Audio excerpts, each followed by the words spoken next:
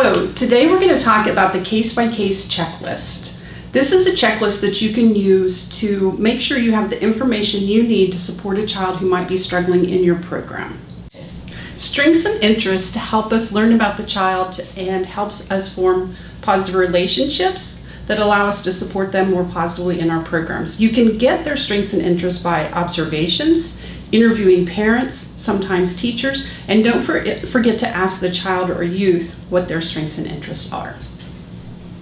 The areas of support is intended to help us understand what the child might need help with. It's important for us to know this so we can prepare ahead of time to help the child be successful every day. Accommodations are the things that we know support the child to be successful in the program. It can be things like just figuring out how to help them get involved with peers or in your activities, helping them calm down if they're having big emotions, also just sometimes helping them do problem solving or figuring something out. It's important to understand what accommodations help children so you can be ready when they need the help.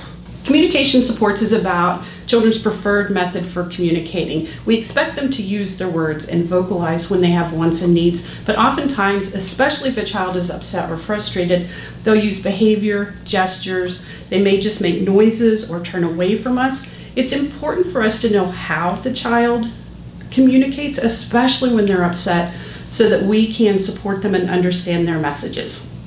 Assistive technology is equipment or items that may come from the family or the therapist, and they will help you learn how to use it.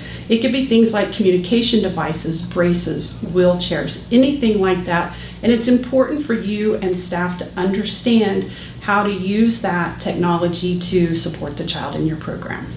It's so important for you to understand the medical needs of children and youth in your program. You'll get this information from medical professionals and the family. You need to understand what the concerns are and what your response is in case of a medical emergency, who on your staff do you need to train, and who can provide that training. This could include things like diabetes, allergies, anything like that, heart conditions. So be aware of what you need to do and have your plan in place and your staff trained. I've taken you through each section of the case-by-case checklist. It's important to remember to use this to figure out what information you still need and who can you go to get the information. You can use observations, interview family, interview teachers, and don't forget to interview the child or youth and use observations in the program to look and see what it is they're doing and where they need help. If you liked this video, check out kit.org for more information and resources.